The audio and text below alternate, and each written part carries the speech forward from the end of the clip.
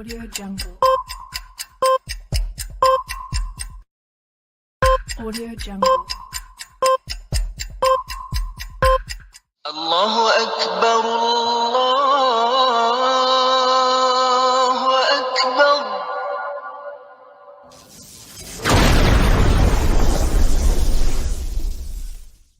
Welcome to Consider Islam.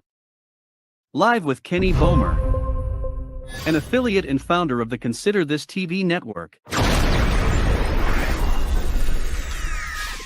Any views, actions, or comments made by panelists during this broadcast do not necessarily reflect the views or opinions of CTTV network hosts or affiliates.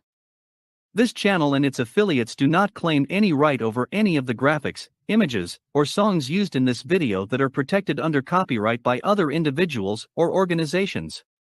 All rights are reserved to the respective copyright owners. Under Section 107 of the Copyright Act of 1976, allowance is made for fair use for purposes such as criticism, comment, news reporting, teaching, scholarship, education, and research.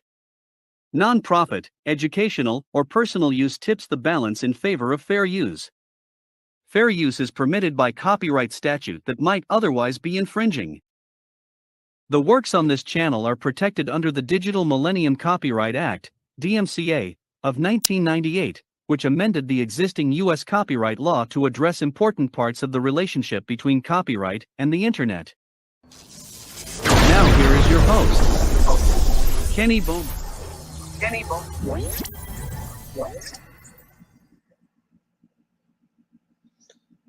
Assalamu alaikum and welcome to Consider Islam live with yours truly, Kenny Bomer. My name is Kenny Bomer, and I do bear witness that there's no God other than Allah, and I bear witness that Muhammad, peace and blessings be upon him, is his final servant and seal of all prophets. Alhamdulillah, Rabbil Alameen. Look what's going on. We have Islamophobia still running rampant. With everything going on, with all the transgender nonsense going on and so forth, we have Islamophobia still running rampant.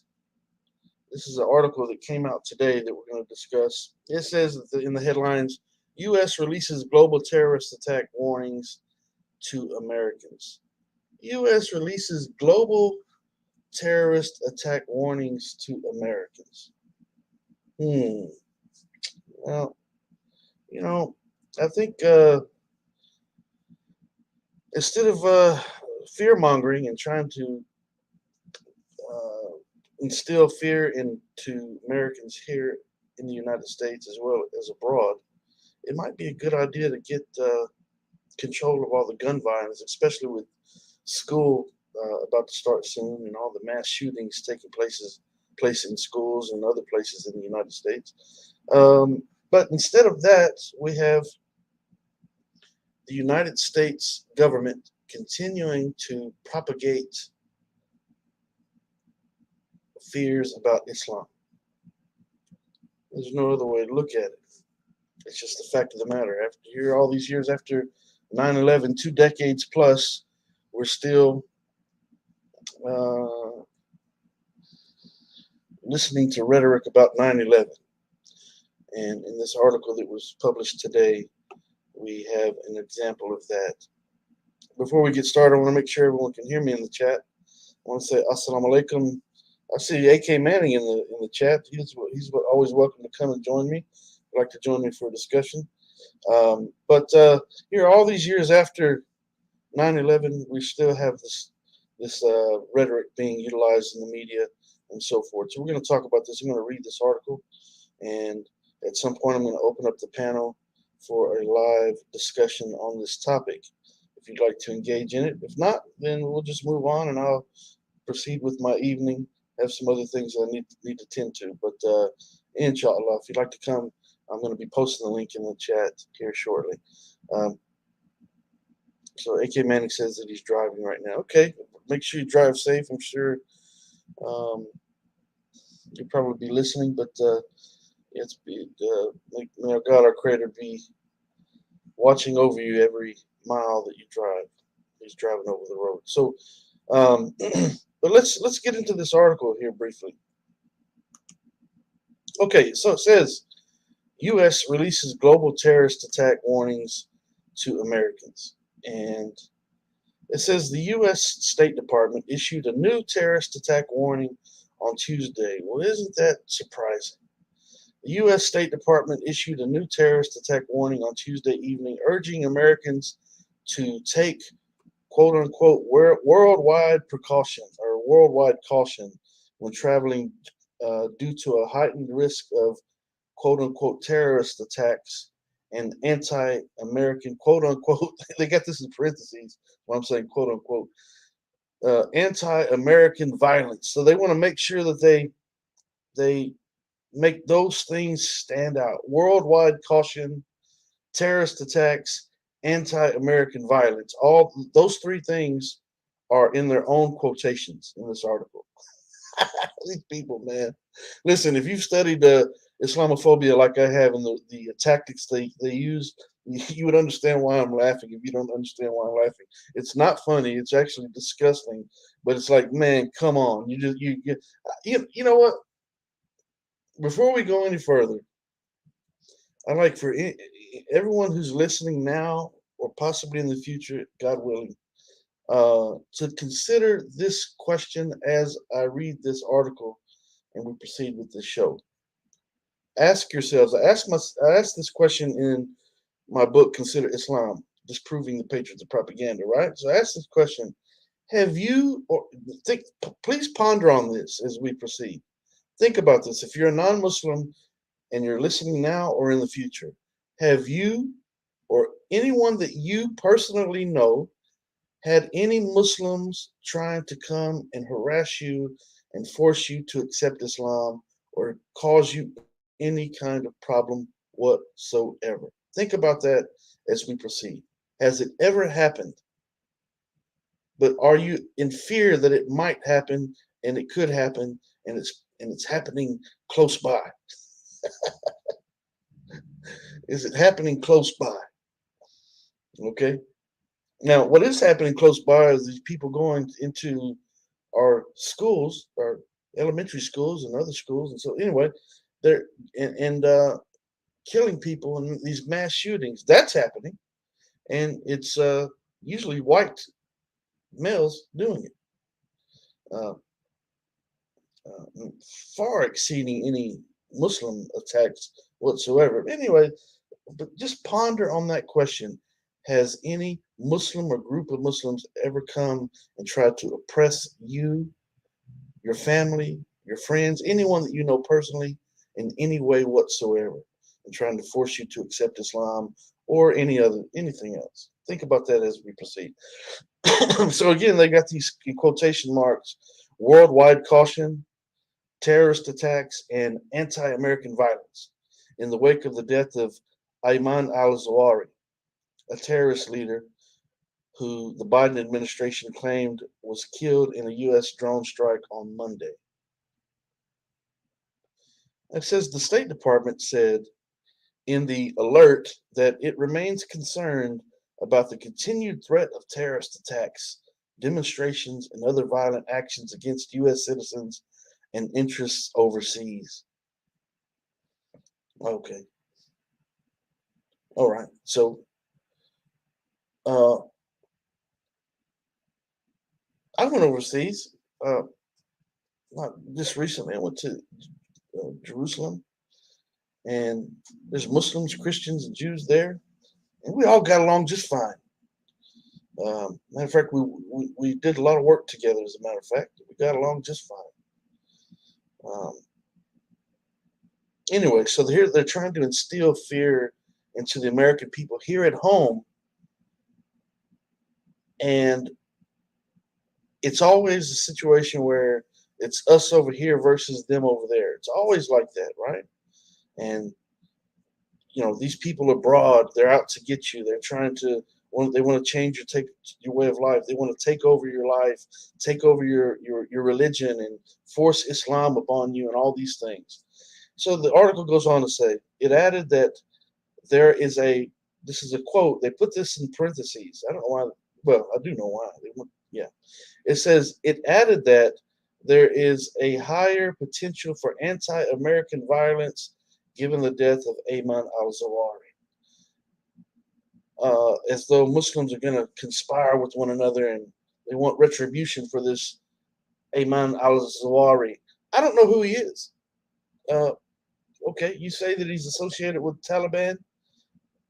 Uh, I don't care. I don't know him, and I don't have anything to do with him, and I don't know anyone who does know him or has anything to do with him.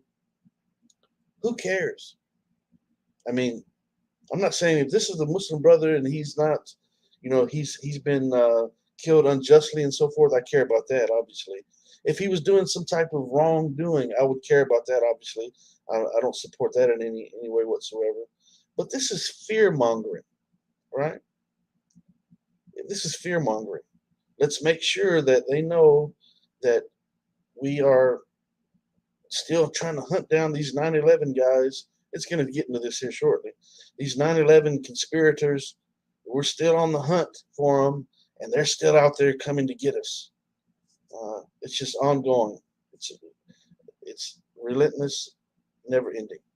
Okay, so it goes on to say, and once again, parentheses, current information suggests that terrorist organizations continue to plan terrorist attacks against U.S. interests in multiple regions across the globe. Man, come on, man. There's 1.5 to 1.8 billion Muslims in the world, and if Islam was what you think it is, it would be a very, very obvious. It'd be very obvious. But what they're trying to do, once again, they're using this rhetoric, and again, putting the stuff in these quotations in this article, trying to draw emphasis and on these particular phrases and so forth. Current information suggests that terrorist organizations continue to plan terrorist attacks against U.S. interests in multiple regions across the globe. How do you know? Have you talked to them? Did they give you the information? How do you know that that's going on? Yes, I know the America's got a big reach, right? I do realize that they've got spies. They up to all kinds of shenanigans. But come on, man. How do you really? So this man was just killed a couple of days ago, and you've got all this information from across the globe that the U.S. citizens are at risk or in danger. It goes on to say, these attacks may employ a wide variety of tactics, including suicide operations. Well, there we go. Assassinations, kidnappings, hijackings, and bombings. Okay. All across the globe. You've gathered all this intel in this short period of time because this one man was killed. Now all these Muslims are going to get together and they're going to start attacking, innocent civilians and so forth. And Islam says not to fight those who are not fighting against you. I mean, come on, man. Come on. With all the signs about the approaching day of judgment and all of the knowledge of the Quran and the example of the Prophet Muhammad, peace be upon him, guiding Muslims to avoid oppressing anyone, even with their lips and with their tongue. But they insist that Muslims are gathering together, conspiring with one another like they do, as a matter of fact, like the governments do, like the politicians do, to go and attack and kill others who are innocent. Because let's face it, someone could make a claim against someone else.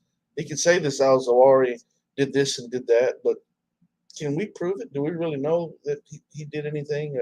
We really don't know. But the point being is that if he did, okay, well, there needs to be some justice done. I don't have a problem with that. But a lot of innocent people have been killed by the United States government, and that's a fact. And again, contemplate on the question that I asked earlier. Have you your family members, your friends, or anyone that you know been harassed in any way, much less attacked by Muslims trying to force Islam upon you and trying to force you to follow the Sharia and so forth? Has it happened? No, it hasn't. Everyone listening right now, no, it hasn't. I know it hasn't, and you know it hasn't, and the government knows it hasn't, but they keep trying to feed this narrative, and they have an agenda behind it. There's no doubt about it. It says the department recommended that American travelers, quote unquote, maintain a high level of vigilance and practice good situational awareness. Americans should also monitor their local news and maintain contact with the nearest U.S. embassy or consulate.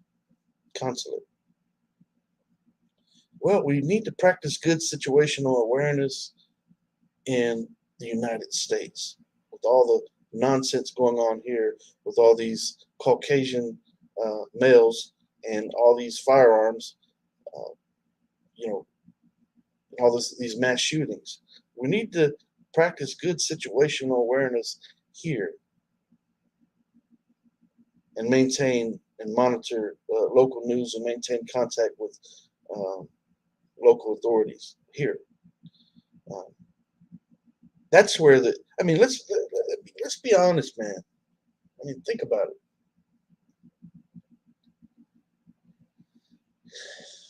These people go into these schools, they kill all these children and teachers and so forth, but they don't call it terrorism. How is it not terrorism, and how and why would they not use that type of rhetoric when it's happened time and time and time again? Of course, blaming it on mental illness and so forth, but they never mention religion and they never mention terrorism. But they've got articles like this coming time and time and time again for years, for decades, it's been happening, trying to instill fear into the American people against their Muslim neighbors. They want the American people to be in fear of their Muslim neighbors, just like they wanted the Muslim people to be in fear of Japanese citizens during the World War II era. They did the same thing. We'll talk about that in the book as well. The book Consider Islam.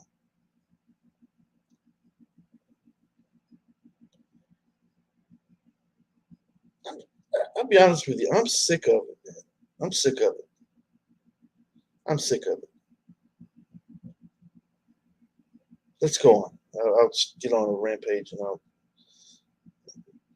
lose my train of my objective here. Anyway, okay, it says the state also warned that U.S. government facilities worldwide could temporarily close or suspend public services due to security concerns, but noted that U.S. embassies and consulates will make, in parentheses, will make every effort to provide emergency services to U.S. citizens. Oh my goodness, they're coming. The Muslims are on the hunt. The Muslims are on the prowl. They're coming to get you. Prior to traveling abroad, it says, the State Department recommends Americans review country-specific travel advisories and information pages on travel.state.gov. Travels can, I guess it's supposed to say travelers can also sign up for the Smart Traveler Enrollment Program to receive emergency messages. It says, in parentheses, the department uses these security messages to convey information about terrorist threats, security incidents, planned demonstrations, natural disasters, etc., the department explained.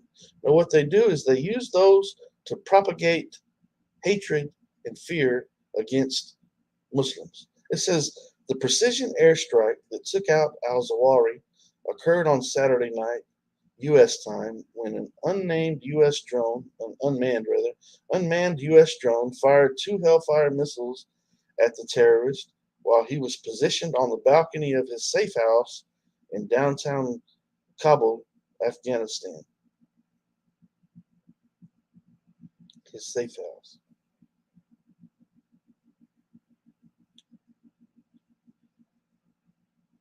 So, come on, man. So he's at his quote unquote safe house, right? He's in hiding apparently because he's at this safe house. But he's just out there nonchalantly on the balcony, just hanging out, enjoying the weather.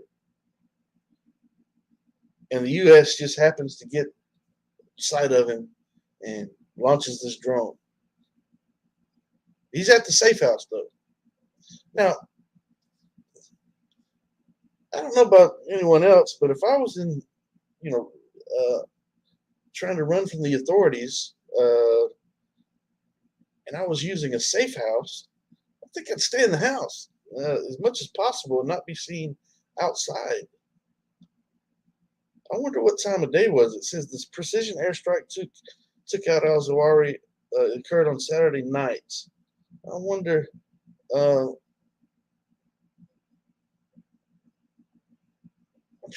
course, they've got great technology. It was nighttime, so that would might be a reason for someone to feel a little bit courageous and willing to step outside in the dark. But with that being the case, if that's the case, if it's dark enough that he would step outside, how could they really tell if it was him or not? Or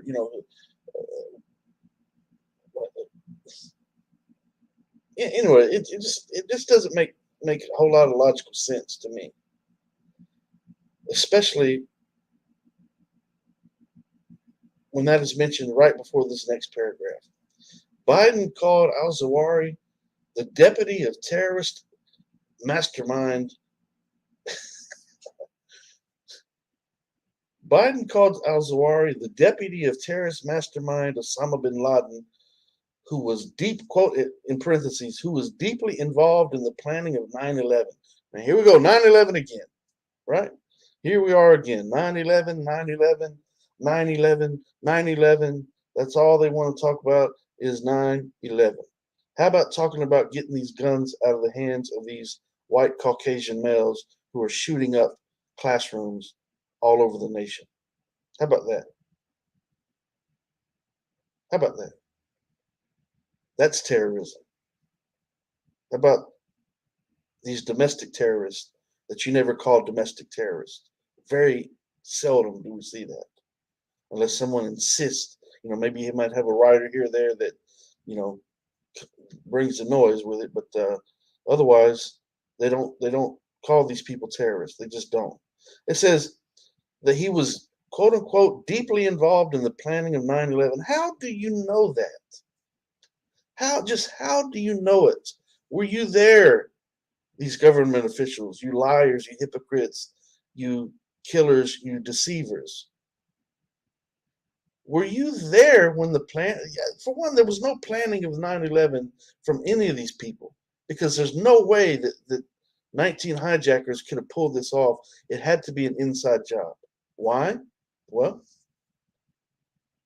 the way the building come down, building number 7 coming down, it wasn't even touched by an airplane. The fact that engineers say that it's definitely a controlled demolition. The fact that one of the major demolition companies that bring down these types of buildings was also hired to do the cleanup, which is quite interesting. That a demolition company was hired to do the cleanup. There's all kind of cleanup companies out there. Why would they hire a demolition company to do the cleanup? Would it be to hide the evidence? Probably so. The other thing is that President Bush, his son-in-law, or his son or his son-in-law, one of those, son or son-in-law, was actually head of security for the Twin Towers when the attacks happened. So, if there was a government conspiracy, who better to allow people into the building to implement their security? Implement their agenda and their plot and their plan to use this what's it called, a false flag pretense, false flag. Yeah, it's called a false flag pretense, but use this false flag agenda to make it appear that Muslims brought down these twin towers, when in fact, wait a minute, again, President Bush has family members that were the head of security for the twin towers. That's interesting. It should be interesting to anyone who's ever heard this nonsensical story about these 19 hijackers. Um, but also, one of the top demolition companies in the country, in the world rather, that brings down these buildings and these controlled demolitions is hired to do the cleanup. Again, why would they hire a demolition company to do the cleanup? Now, I understand they would do the cleanup if they, in fact, did the demolition, right? I mean, that's obvious. If they were hired to bring a building down, then of course they would also reap the reward of the cleanup, for they'd be paid for the cleanup. So that makes sense. So when you piece, and the fact that through all this time, these 2 decades later, they still don't want to release all the information that they have about 9/11. Why? Because they're the one that manufactured it, and they know that they conspired. And there's just, anyways, I'll get off into all that. So it says Biden called again al-Zawahiri the deputy of terrorist mastermind Osama bin Laden, who was quote unquote deeply involved in the planning of 9/11. How do you know that? And the deaths of 2,977 people in those attacks. May Allah bring severe justice to whoever is responsible for the deaths that occurred on 9/11. But I somehow don't believe that it was Muslims. I somehow don't believe that it was Muslims. As a matter of fact, I will never believe that it was Muslims. Not because I don't think, that I think that Muslims aren't capable of doing wrong. We're all, every human being is capable of doing wrong. But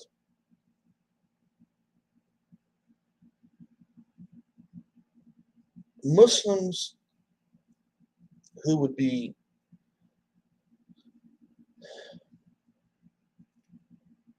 aware of the fact that you cannot kill people unjustly. You cannot kill innocent people unjustly.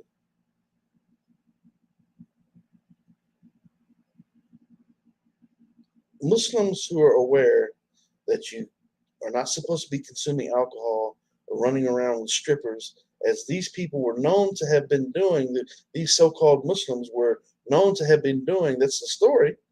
That's what the government told the story, that they knew that they were in strip clubs and so forth, consuming alcohol the night before the attacks, the night before 9/11, right? On the 10th, obviously. And so they're going on this Islamic jihad the next day. They're going to meet their maker. They're going to meet Allah subhanahu wa ta'ala. And the night before the so-called Muslim attack against America, they're consorting with strippers and consuming alcohol at the club. And with all the rubble and the debris, they find a passport for one of the main character involved. How many main characters are there, by the way? Everyone's the head of this and the head of that. Every time they kill somebody, they were the head of this and the head of that. Come on. So it's not funny. These people are dying. So I'm not making mockery of people dying. It says the terrorist leader's presence in Afghanistan comes after the Biden administration's botched withdrawal and evacuation left the Middle Eastern nation in the hands of the Taliban, a militant group that the Biden White House previously described as quote unquote businesslike and professional. Really? Okay.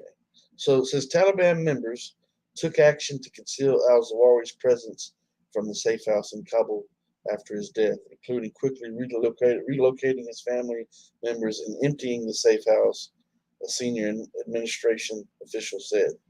Well, this last paragraph is absurd and ridiculous. It says Taliban members took action to conceal al-Zawahiri's presence from the safe house.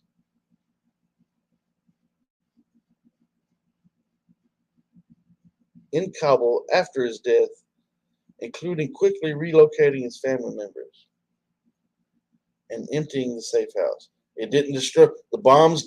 You launched 2 missiles at the safe house, and it didn't destroy the safe house. It didn't kill everyone in it. It just killed him. What kind of bombs were these?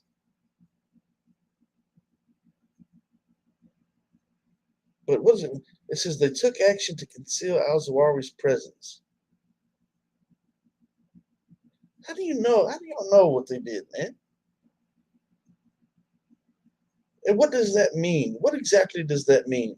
That they took action to conceal al-Zawahiri's presence. What do you mean by that? What did they do? How do you know that they did it? Or are you just making up a story?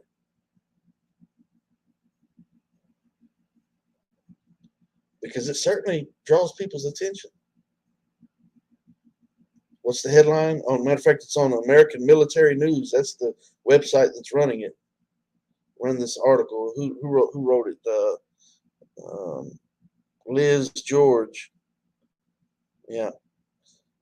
Released today. As a matter of fact, this article came out today. The U.S. releases global terrorist attack warnings to Americans. Holy moly. They're coming at us again. Man, come on, man. Get out of here with this nonsense. How do you know what the Taliban supposedly did? How would you know what they did to conceal al-Zawahiri's presence? What do you mean by that? What? You launched 2 bombs to kill him at the safe house. Apparently, there must have been other people there, according to this last paragraph. But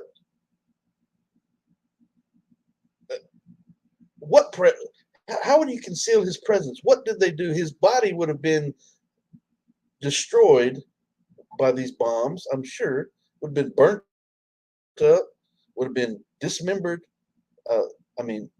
What do you mean Taliban members took action to conceal his presence? What? From the safe house in Kabul after his death. How did they conceal this dead man's presence after his death? What did they do? They get a broom and a dustpan and scrape up his body parts? I'm not making fun of it. But what do you mean by this?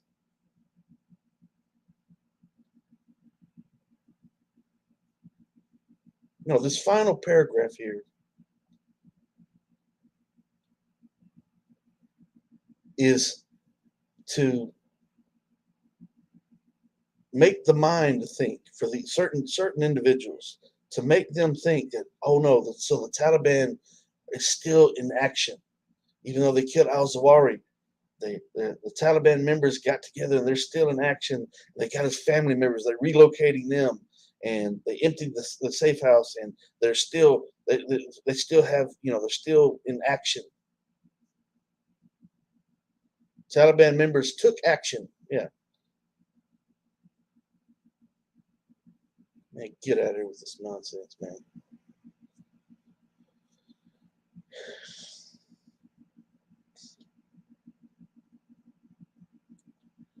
So, I don't know if anyone's even heard me. I wasn't watching the screen here on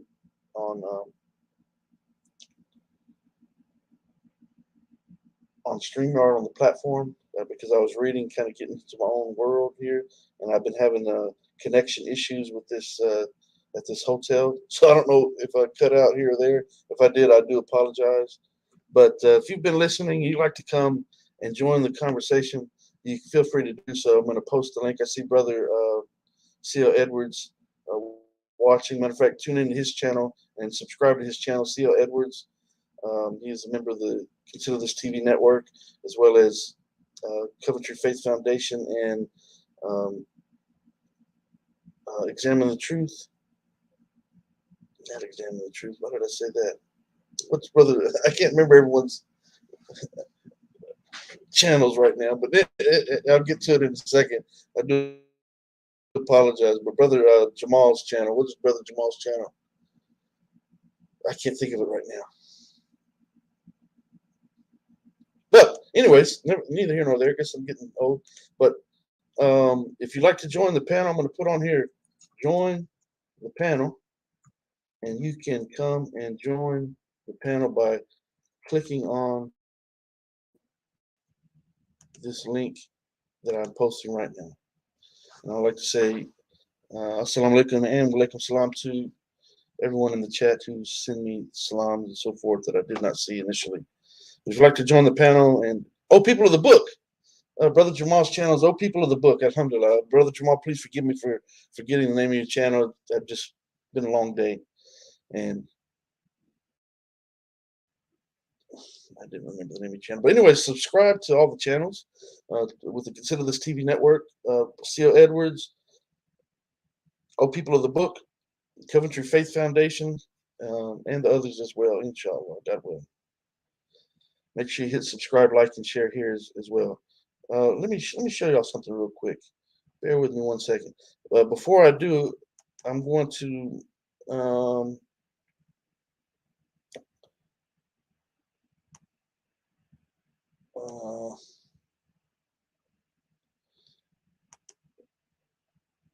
bear with me 1 second. Let me pull this down. Okay, so I would like to ask everyone a quick question. Would you like a free book? A totally free book. Let me show you which book. All right. This book right here. Let me show this one. Would you like a free book? Completely free. If you would like a free book, bear with me.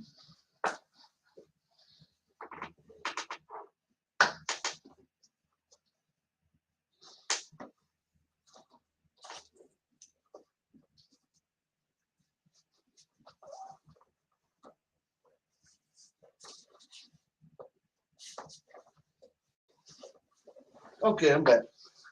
If you would like a free book, my new book is going to be published on September the 5th, inshallah, God willing. Your Right to Self-Identify, My Right to Disagree is dealing with the transgender issue. All you need to do, you can join the book launch team, and that will get you a free copy of the book. And you can become a member of the book launch team by sending me an email at info@kennybomer.com. And if you do that, I will send you a free copy of this book right here. You see a band going across this top right here. This is actually the author proof copy for me to look through, make sure the print is in good order and there's no flaws and so forth, or anything I want to change. And so, anyway, this one's not a for sale copy, but the book will be published on September the 5th, inshallah, God willing. And if you become a member of the book launch team, I will send you a free copy of this book. If you send me an email at info@kennybomer.com, I will tell you more about that.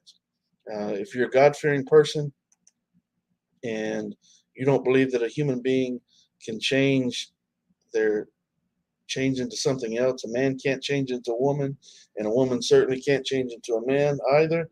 If you believe that, and you believe that the creation that we were made to be is only determined by our God, our Creator, and you believe in that truth, then I encourage you to help support this endeavor and this book and so forth.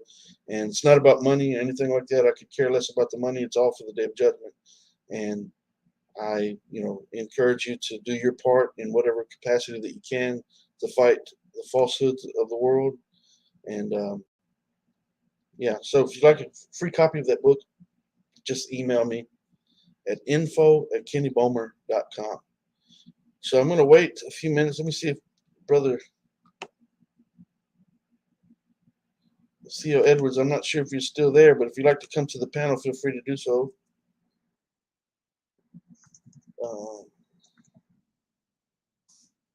Or anyone else, if you're a Christian or atheist or whatever, you'd like to come and have a discussion, feel free to do so.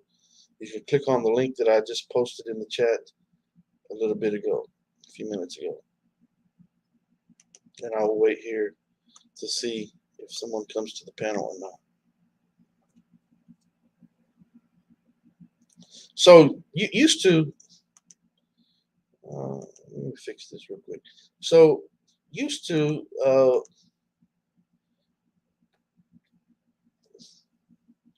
we would have a lot of people on the panel, and we probably still would if I was doing more shows and so forth. But I've been extremely busy. I really have. I was in Jerusalem for a couple of months at the beginning of the year, and I've had 3 inspection contracts to fulfill. I'm on one now, so I'm actually out of town, not at home, and so just been extremely busy. Been getting the book ready, and busy. And so it's hard for me to do live streams as of late. But inshallah, once things slow down, we'll start doing more shows and so forth. I do encourage people to watch the previous debate that I had with Clifford Dunn on who wrote the Quran, Allah or Satan, the devil. I mean, think about it. Yeah, I don't get into that. But anyways, yeah. So I went ahead and took that debate because initially I asked him would he like to have a live discussion about the topic, because he has seen something he'd said on social media. And I was like, okay, all right, maybe you'd like to have a live discussion about that. He started talking like a debate scenario. So I said, are you suggesting that we debate the topic? And he said, sure, why not? I said, are you sure you want to do that? So it wasn't a debate that I had to spend a lot of time preparing for, because obviously, it's just far-fetched to claim that the Quran is the word of Satan. I mean, it's ridiculous. Anyways, but I encourage people to watch that debate. It was an interesting debate, nevertheless.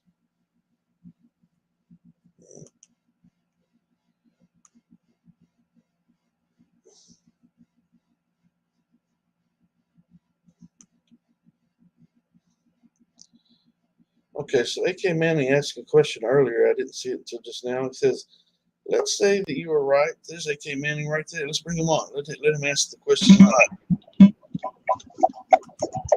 A.K. Manning. What's up? I'm not going to look at the screen. Hey, listen, you have to, if you're listening on YouTube, you got to put YouTube on mute. Otherwise, it's going to keep get feedback. Okay, so A.K. Manning, so make sure that you don't have say something.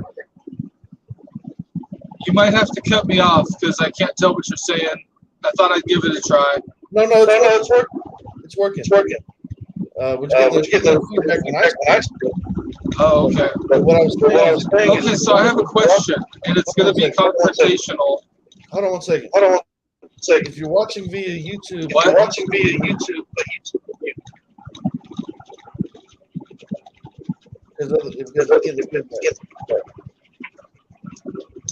think I heard you say, hold on a second, so I'm holding. Yeah. So if you're watching YouTube, make sure you turn YouTube on mute. Put YouTube on mute. can't tell what you're saying, bro. I thought I'd give it a try. Sorry, man. Well, try to. Yeah, okay. Brother Abi Yazid, assalamu alaikum, brother. How are you? Wa alaikum salam. How are you doing? Alhamdulillah, I'm doing fine, doing just fine. Yeah, I was curious as to what he wanted to ask, but it's too much. I think I know what he feedback. was going to ask because he asked it in the chat. But Yeah. yeah, what you got here, in my opinion, what you got here is a case of Wag the Dog. It was actually a movie back in the 80s called Wag the Dog, and it was about like a guy in the government and a guy who worked in media getting together to create a fake story to distract the public away from a sex scandal that was happening in government. Yes, sir. Yeah, so it's kind of coined as a catchphrase, "Wag the dog," to keep the public distracted. And think about it. You haven't heard any. When is the last time you heard anything about Al Qaeda? Yeah. I haven't heard anything about it. I haven't. Yeah. When's the last time you seen a story about Al Qaeda in mainstream news or anything like that? Exactly, You brother. haven't heard anything about it. When I seen the headline, what you said is exactly what went through my mind. I promise you, Allah knows best. That when I seen the headline, I literally thought, well, there they go again. They're distracting us from something. That's literally what went. Okay, yeah.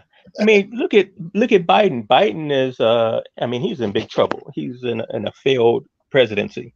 Yeah. Now, technically, a recession is supposed to be, the definition of a recession is anytime the U.S. economy contracts 2 quarters in a row, something like that. Two reports, economic reports they come out with in a row. That's already happened. Yeah.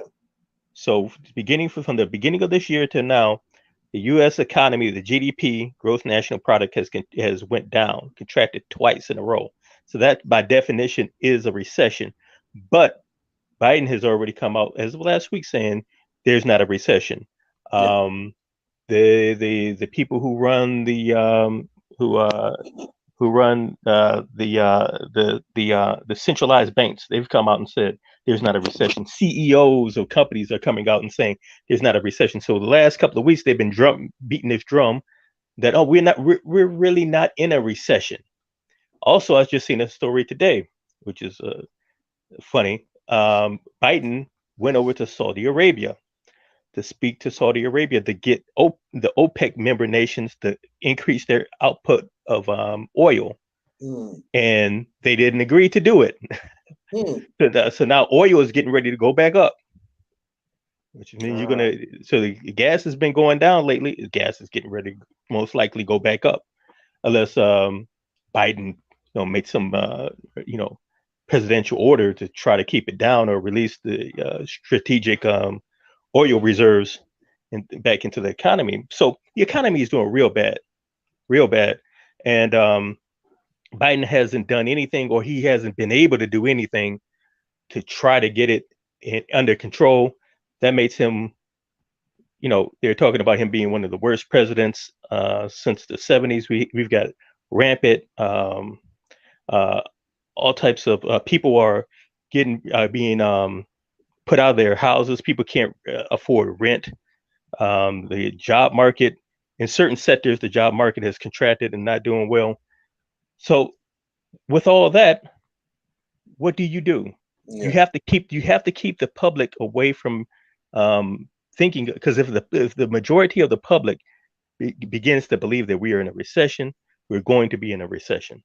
So you gotta pull out all the stops to keep the public to distract them away from the economy and the potential of a recession. Why not pull out Al Qaeda out of the blue? Yeah, it's certainly a distraction. And what do they do exactly?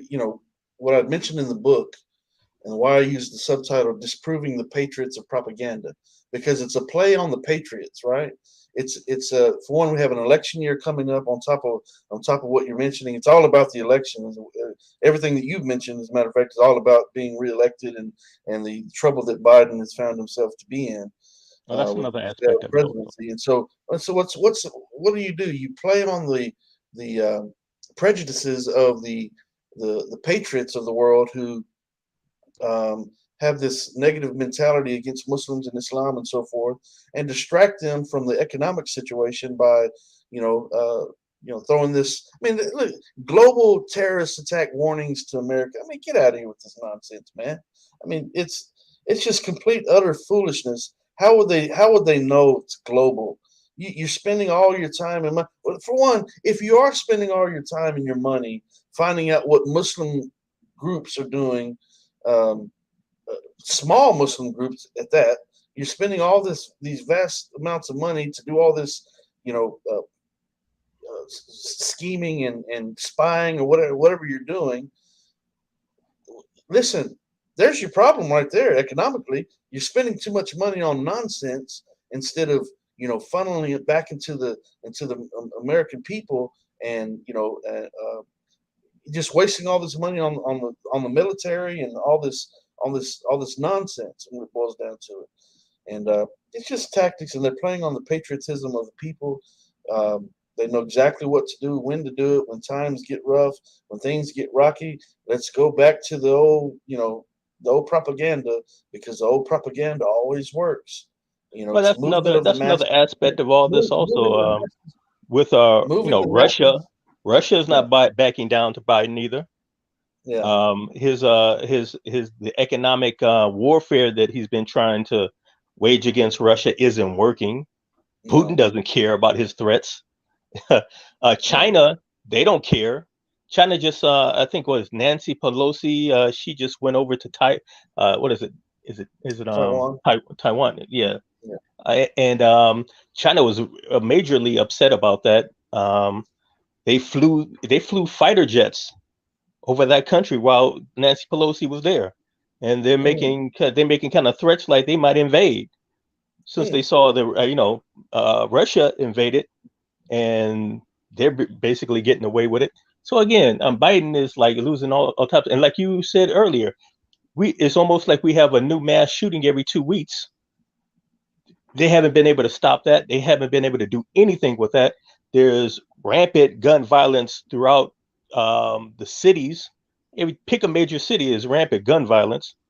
They haven't been able to do anything about that. So it's all types of fires burning. There's all types of problems going on they can't do anything about. So why not pull out the terrorist card and get people afraid that Al Qaeda is hiding out? Like Al Qaeda is everywhere in the globe. You might go if you go down to Mexico, Al Qaeda might be there. All over the globe. If you go to Canada, Al Qaeda might just be there and get you. Yeah, worldwide. I mean, it's U.S. releases global terrorist attack warning to Americans. Get out of here, man. Global? Come on, get out of here. How would you know, man? What do you mean? What do you mean by global? I mean, what do you mean? Please explain this. I swear I would like to ask this nonsense. I would like to ask these people who write these articles and these politicians, what do you mean by that? Global. Yeah, and today, how do you know? Where's your proof? Today is the day. First of all, what happened in the last 2 days? Number one, we just had the midterms, and even though they've been having these a lot of Trump's endorsed candidates did pretty good across the nation. I know right here in Michigan, where I'm at, one of Camp's Trump's endorsed Republican nominees for the governorship. She won the election, and she's going to go up against Governor Gretchen Whitmer, who's a Democrat who's already in office. So that's kind of bad news. It's bad news for the Democrats. It's bad news. They still haven't been able to get rid of Trump. He keeps hanging around, and the economy is doing bad. Russia and China are acting rogue. They're not afraid of America any longer. Like I put one of the comments I put in, America BRICS, which is the economic cooperation between, what is it, Brazil, Russia, India, China, and South Africa. That represents a large part of the global economy, and they're trying to make moves to neutralize America and neutralize Western Europe, so the American dollar isn't dominant in the global economy anymore. Biden has really, my Biden himself, but America, the government of America, not the everyday people like me and you, or the people who may be listening, whether they're Muslim or Christian or an atheist, but the government has a lot of problems.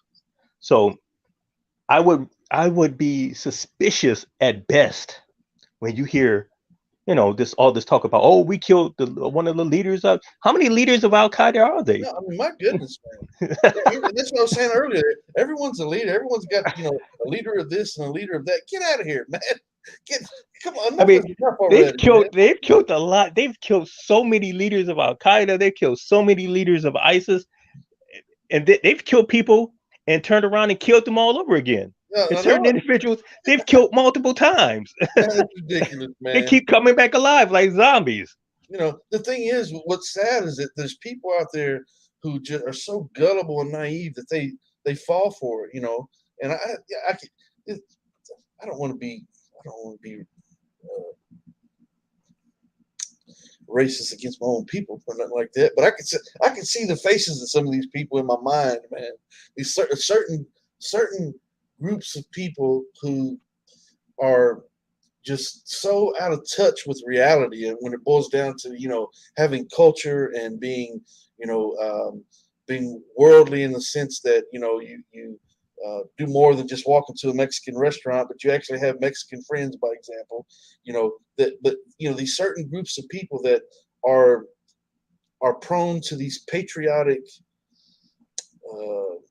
followings. It's almost like a religion in a sense, in that they prey upon the patriotism, these American flag. And listen, hey, I'm proud to be an American and so forth, but I'm going to fly a American flag off the tailgate of my truck, and that type of mentality. These types of characters, that fly their flag. You notice how a lot of those people are so they contradict themselves so much.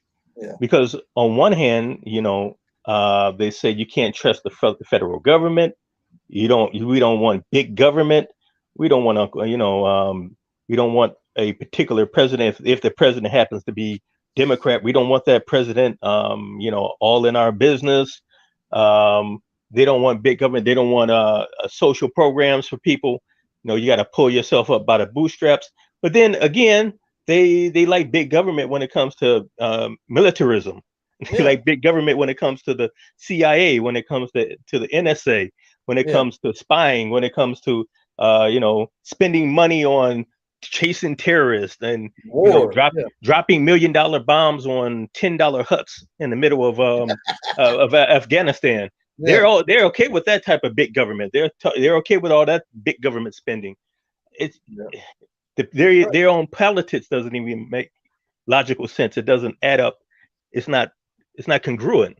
No, it's and all that stuff about they happened after 9/11, when they formed Homeland Security, when they passed all those different laws. All it ended up doing was spying on Americans. Yeah. All it is so everything you do now is being collected and documented, because you're walking around with a cell phone in your hand.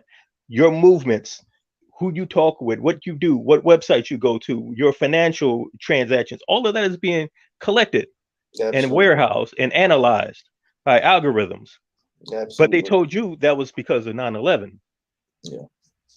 Yeah. No, that's right, man. That's why I tell people in the book. I tell them it's population control, and that some people just can't wrap their minds around what I'm talking about that. I encourage people to read the Theories of Yaqub regarding population control and how they use propaganda and so forth to move the masses in, through jargon, through headlines, through rhetoric, to persuade and move the masses from one direction to another in a social, for a social setting, as far as not physically, but sometimes physically, as a matter of fact. It does happen physically as well, but they get the mentality, the social mentality to drift from one approximation to another, to achieve their agendas. And it's true. It really happens, and they use headlines to do it. I mean, when I look at this, as soon as I seen this nonsense, and again, it's on American Military News website, right? And I'm not a member of the American military. I don't even remember where I seen this. It just popped up somewhere. I was like, let me see. As soon as I seen the headline, U.S. releases global terrorist attack warning to Americans. Of course, who are they going to talk about? Of course, you don't see a headline like this without Islam being in the center of it. Just you don't. I mean, it's just ongoing. We've been dealing with it for decades upon decades at this point. U.S. releases global terrorist attack warning to Americans. Global? So not only you're a threat at home, you can't even leave the house, and the Muslims are coming to get you. They're going to track you down wherever you are. Yeah, it's all a play. When I watch, I don't watch the news a lot, but when I sit down and watch the 11 o'clock news, I see people getting killed, houses being broken into, home invasions, women being raped, people dying from overdoses because of other Americans. Yeah. Like if you're going to get, God forbid that anyone gets killed, but if most likely if you're going to get killed, 99.99%, you're going to get killed by another American who believes exactly the same religion you believe in. Yeah, yeah, that's right. That's why I asked the question: has any Muslim or group of Muslims ever, if you're a non-Muslim out there, have they ever come to try to oppress you in any way or cause you any harm or try to force you to accept Islam or threaten your life? No. Be honest. No, it hasn't happened.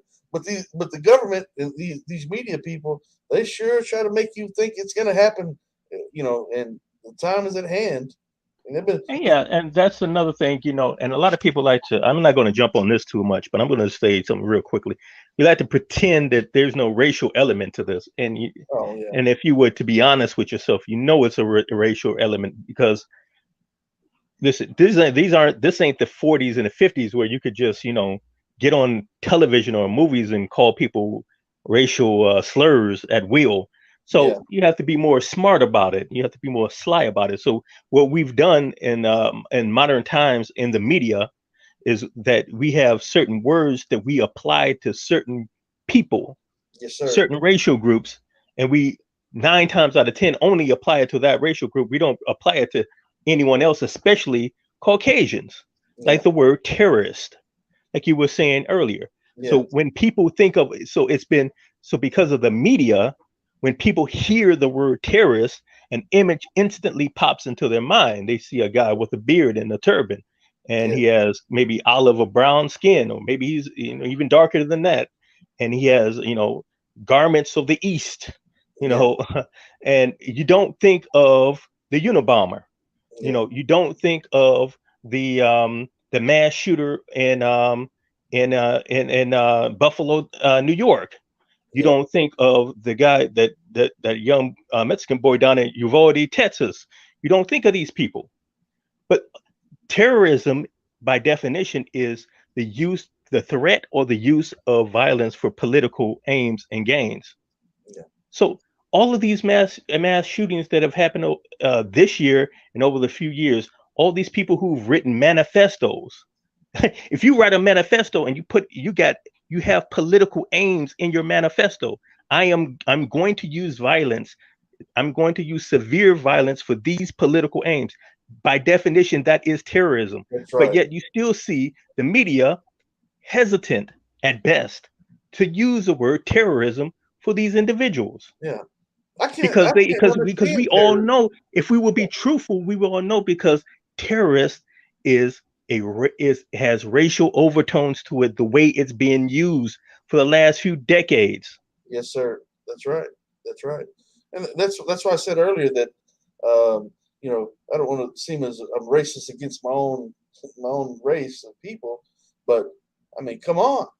Uh, sure, there's a lot of white people up there in the government that are you know, I mean, there's different races up there as well, but man, there's a lot of white people up there, and uh, Yeah. If we're going to be real honest, if we're going to be dead honest with ourselves, if you go into any organization, whether it's for-profit organization or non-profit organization in America, in Britain, in France, in Spain, in Italy, all across Europe, across the West, yeah, you might see a few diverse faces, but the people who are in charge and making the decisions are Caucasians, specifically Caucasian males. Can you say that's not a factual statement? Of course, it's a factual statement. That's So, right. who's making the decisions to use the word, how and when to use the word terrorist, and who to apply it to? Yeah. You know who is doing it. That's right. It's the same old thing. That's why I say in the new book, the more things change, the more they stay the same. I didn't come up with the slogan, but that saying, but it's one that fits in so many areas that And when the term terrorist and terrorism was put all out through mass media because of these large corporations, whereas Viacom, Disney, all whatever the whoever owns Fox, whoever owns CNN, and we know who runs and owns and controls these entities. Let's be real. When they put these images and these words out into the public, who in the public grabbed a hold onto these images and words, and who got on the internet and started calling people by these names and words and epithets? Who on the internet started speaking and obsessing for the last decade about terrorists and how terrorists are coming, and how these Muslims are terrorists and they're coming to change our country and change our, how they always say, our country, our culture, our real life. Who talks like that? Yeah. So again, be honest with yourself. That's right. Especially if you claim to believe in God, because a lot of people are hypocrites. You say you believe in God, but look at the way. But where does your allegiance really lie? Yeah. That's right. I just posted the link in the chat again to join the panel. AK Manning, if you're listening right now, what I was saying earlier is that we were getting feedback because you were probably on the StreamYard platform as well as listening through YouTube, and we're getting feedback. So if you want to come back, you have to X out of YouTube or make sure you put it on mute and then come back. So I would try again, X out of YouTube, click on the same link, and come back and join the panel and just speak to us through the panel and don't try to listen through YouTube. That's where the problem was. I was trying to let you know what the issue was. But I posted the link if you'd like to come to the panel and discuss this with myself and Brother Abiyazid C.L. Edwards for a few minutes. We'll wait a few minutes. No, we didn't withhold the racism. The racism is real. So come back, click on the link, AK Manning, and come back and have a discussion. But you, once again, put YouTube on mute or X out of it, and then join the panel. And we'll have a discussion. But if you're someone else who would like to come join the panel and have a discussion about this topic or whatever else, feel free to click on the link. I mean, that's another cleverness is, this anytime these organizations, and there's organizations ran by who, speaking to an audience that is majority of who, and when they're tossing around these terms and they're painting with a broad brush whole entire populations of people, don't say it. You better not claim that that's racism, because if you claim that's racism, all of a sudden now it's reverse racism. How dare you call me racist for behaving racist? And it's all these little mind games and tricks, but everybody doesn't fall for these mind games. Yeah, that's right. That's right.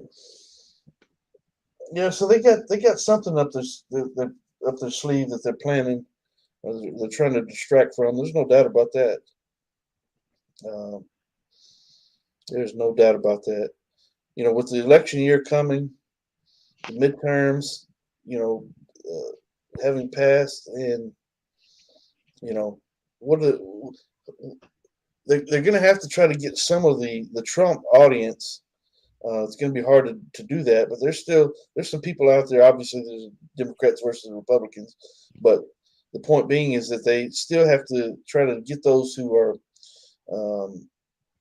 have that American pride and patriotic mind state whenever, there's conflict. It's always us over here against them over But there. you And know, it's both sides because it we is. see is Biden is the one who's saying this at the moment. Yeah. Yeah. So Biden's wing of the Democrat Party, they're just as much even though they may not use the same rhetoric, their actions are exactly the same. Sure. Sure. Yeah. Well, that's what I'm saying. And so, these types of headlines are going to still try to, in a time of war, the American people, these patriots, they come together and you kind of cross um, dividing lines whenever either they're in times of war or whenever they feel like they're fighting against a certain enemy. So it's a prime time to go ahead and start instilling this type of mentality into the people once again, as we're approaching the election year, so that some of these people cross over and I know it's just a part of the process where they're trying to get the people that hold this mentality, that have this racist mentality, that have this Islamophobic mentality, that will bite into these ideas that they see in these headlines, and now they have a common enemy for a common cause, and we have our God over here versus their God over there, and those brown people over there, and so forth, and and so there's the patriotism, and um, you know, Yeah, so I mean, and it's well documented that the federal government has a issue of creating its own enemies. You know, so it's been documented how the government has airdropped ammunition, weapons, supposedly to allies, and then all of a sudden ISIS gets it, you know, yeah, or Al Qaeda gets it. And even here in America, if you want to go back into the 80s, there was a gentleman, a Caucasian gentleman, who burst a story wide open, who was from California, showing how the Iran Contra scandal and the drug trade, how CIA assets were selling drugs from Colombia, bringing them into the inner cities of America, and people in the government, at best, they turned a blind eye and allowed it to happen. At worst, some people would say they were directly involved in it. So they fueled the whole crack era. yeah, And Biden, who's in office right now, who wrote the crime bill, who's famously said that anyone caught possessing 1 rock of cocaine should do a minimum of 5 years in prison. Even though yeah. and that's another thing they didn't show in the news. His son, I don't know if you saw that video of his son on camera smoking crack. What? No, I didn't see that. Yeah, Wow. go look that up. Go look up Hunter Biden. A video just came out last month. He's on video with prostitutes, naked in the bed, smoking crack, weighing cocaine up on a triple beam scale. Wow. Yeah, I didn't hear And about his this. father is the man that said if you get caught with a rock of cocaine, you should do 5 years in prison. Wow. Yeah, I had no clue about that. I hadn't heard about that. Hunter And Biden. they pretend like that wasn't racialized. It's just law and order. Okay. You don't look at what people say, you look at what people do. You look at the actions and the consequences of the actions and the repercussions of the actions. You don't look at what people say. Crazy, crazy. Hunter Biden, huh? My goodness gracious. Yeah, I haven't heard that one. That's Oh a new yeah. one on me. For some reason that didn't get on the national news, Yeah. you know. But like I said, Biden he has a failed presidency, and it just, I hope not. It wouldn't. I hope he wouldn't be dumb enough to allow some type of attack to take place in America to distract people even more. A.K. Manning said that Kenny brought up race 3 times. Yes, I did, because I happen to be Caucasian, and I happen to know how Caucasian people function in this world and what they say behind closed doors, and I'm man enough to say it. I mean, it's yeah, I mean, racism is still real and prevalent, and it's a driving force behind a lot of this. Uh, that's just a fact. It's just a fact. Racism hasn't gone anywhere. It's still there. You know. So I don't know. Yeah, he always has an issue with me making claims that you know that a lot of this Islamophobia and so forth is driven by racism, but it's just the truth, man. It's the truth. So hey, look, AK Manning, click on the link. Be here a few more minutes. It's time for McGrib here. It's time to pray here shortly in the next few minutes. And so I'm not sure how long we'll be on, but if you'd like to try to come to the panel, do so in the next few minutes. Inshallah, click on the link that I posted already in the chat. I'll do it again for everyone's convenience. But if you come to the panel,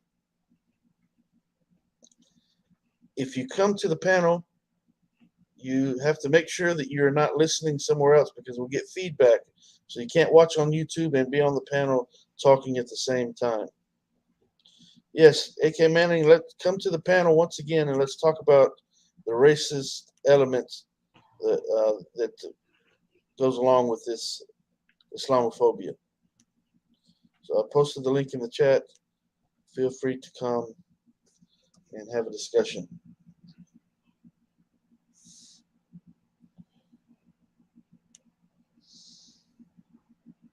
I don't see how anyone could not see the racism involved in all this.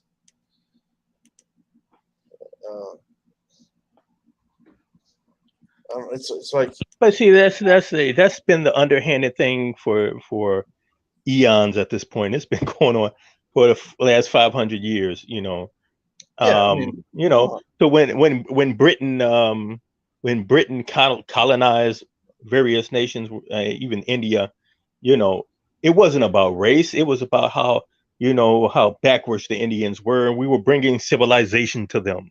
It's always some excuse. When the American colonial force spread from the east coast of America across America to the west coast, taking and devouring land from the various Native Americans, it wasn't about it. It had nothing to do with racism. When you took Texas from the Mexicans, it had nothing to do. There was no racist element involved in that. That was just good versus evil, and we're always good. We're always good, and it just so happens whoever isn't us is always evil. Brother, everyone else is always savages, right? They need to be tamed. They need to be indoctrinated and they need to be trained to live. And yes, and the teaching and the civilization and the taming always involves severe violence, murder, the theft of land, the occupation, colonialism, and slavery. Yeah, I mean, come on, man. To deny it is like I don't see how someone can deny it on any level. I mean, just look at history speaks for itself, man. It was, like the brother mentioning the European settlers coming over here and taking over the land of the natives. Do you really don't think that race had anything to do with that? Of course it did.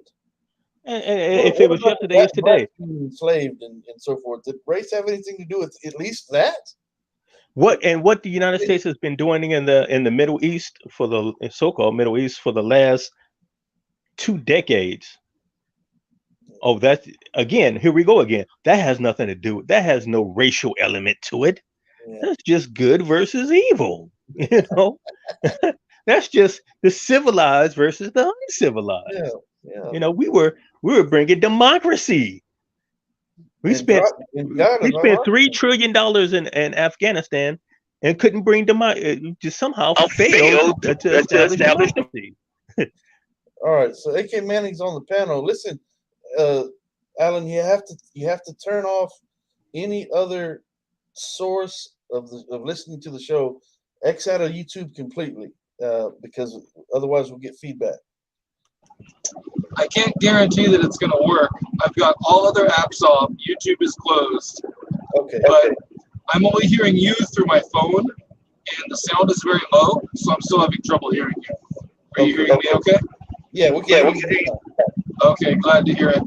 So, from the beginning of the stream, wow, gosh, there's like 2 or 3 or 4 things I want to bring up. But the one that's on my mind the most right now is even before your guest started talking about race, you were talking about race over and over and over again. And I'm wondering why race is a central topic on your mind. Well, just to defend Kenny. Race has not been the central topic of this video. Maybe all you heard was the racial aspect of it. Okay, well, no, yeah, I should correct what I've said, and thank you for drawing attention to that.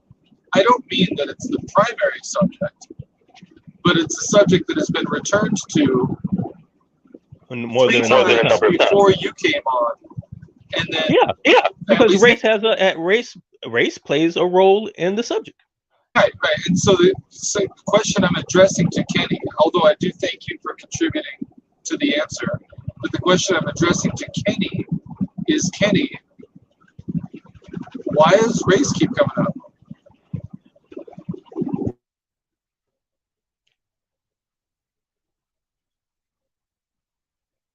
I think Kenny may be frozen. Oh, okay. So until Kenny comes back, you don't think race plays any type of role in the subject? Can y'all hear me now? Yeah, I can hear you. Okay, so let me answer this question just real quick, because race is the driving element behind this. As we mentioned earlier, you know, when these white kids are going in, you know, these white males are shooting up masses of people over and over and over and over and over again. We never hear terrorism at all. We never hear the word terrorism. No, we never hear that. We never hear anything about their religion. But lo and behold, every time they get a chance, they are putting a mark against Islam, putting a mark against Muslims who primarily are mostly dark-skinned people throughout the world when it boils down to it, or that's how they're perceived. Although there's people of all races are Muslims, obviously, but racism has a huge part to play in all of this. Anytime there is, you know, look at the wars that Americans fought and been a part of. It's always it's always been driven by some type of a has a racial connotation to it in some way, in some form or fashion. It just always does. I don't see how you can't see the racism in it, to be quite honest. Maybe I'll let you. Go ahead. Can I interject a little bit? Oh, it appears that you've unmuted my mic. Does that mean I'm free to speak? Yes, go ahead. All right. Okay. So you made a statement that you don't see how it is that I can't see a racial component. And I haven't made any claim like that. I've never said that I can't see a racial component. But the article that you came on talking about makes no mention of race. And your guest, who appears in that corner of the screen, says, okay, you can see a connotation of race in the word terrorist. I personally disagree with that, but I can see where he's coming from. He makes a reasonable point. So we have, at minimum, zero mention of race in the article. At most, a connotation, and yet 3, 4, 5 times you're overtly bringing race into it. And so I'm wondering why it's a prevalent thing for you rather than something that is either non-existent or a subtle connotation. So now we have the reverse racism argument. So that we have this is a prominent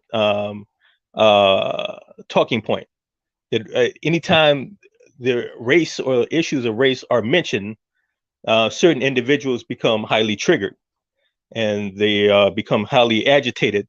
Their race is being spoken about, and especially if when it's spoken about of white racism or white supremacy.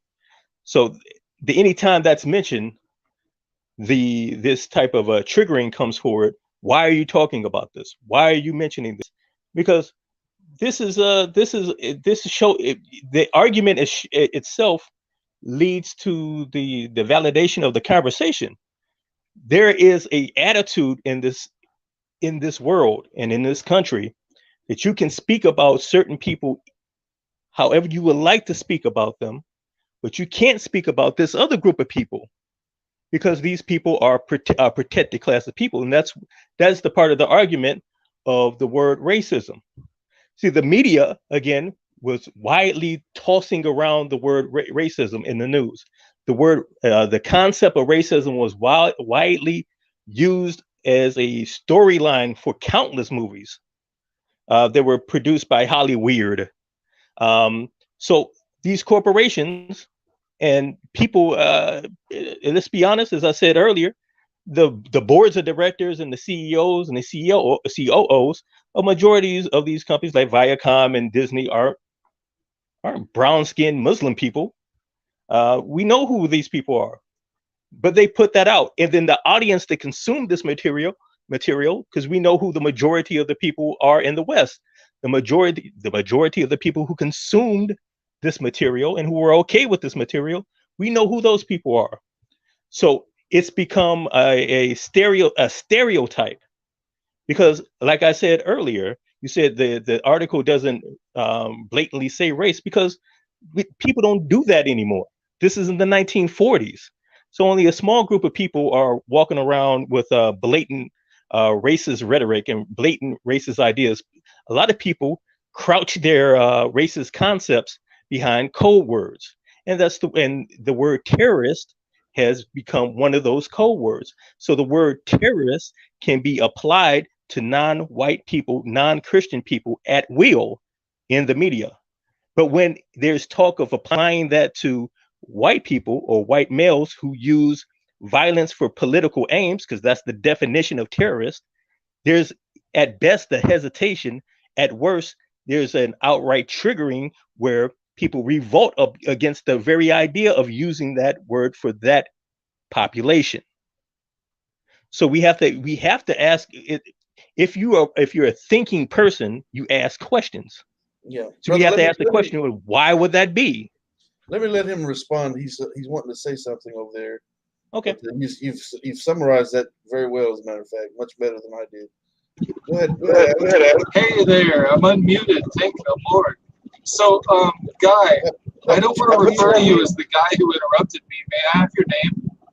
Well, I didn't interrupt you. We're having a conversation. Not a monologue. I'm going to have to listen again then, because it appears that while I was mid-sentence, I don't know, I'll check the video. It felt like an interruption. Maybe I perceived it wrongly. But may I have your name, sir? C.L. Edwards. C.L. Edwards. Okay, thank you, sir. Yeah, the screen keeps saying my mic's muted, it's unmuted, so I don't know what's going on there. Hey, Alan, listen, hold on one second. So I have to put you on mute back and forth because whenever we talk, we're getting feedback. We can hear it through your speakers or whatever. So every time I speak or he speaks, I have to put you on mute. So now I'm going to take you off mute again. Okay, go ahead. Okay, gotcha. Mr. Edwards, I wanted to challenge you on something. You mentioned the idea that there are certain people that are triggered whenever the mention of race comes up. In my understanding of my question, I was simply asking the question. Internally, I didn't perceive myself as being triggered. So how do you make that judgment? Well, I'm making that judgment because the very idea of Kenny mentioning white males triggered you. You're stating that it triggered me. Well, it became that conclusion because I was. Okay. If you're not triggered, then you've been mentioning this in the comment section, and now you've come up twice and you've mentioned it. You're mentioning it again. You're not talking. You're not even talking about the central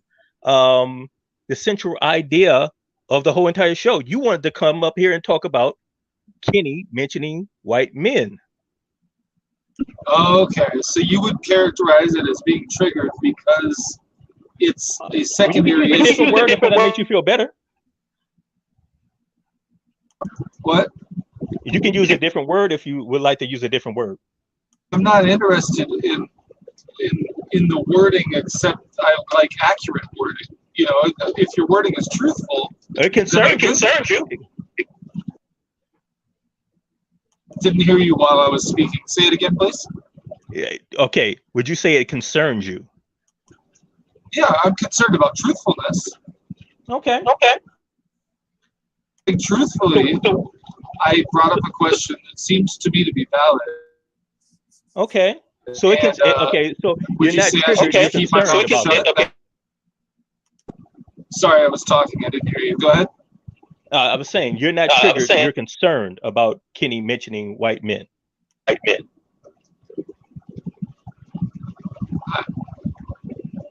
I think it's unusual. I don't circulate around people who talk about race very much. But that was my point. Good, brother. Thank you. I'm having to anticipate. If there's here, I want to learn it. I'm listening. Yeah, because there's a lot of feedback when you're in.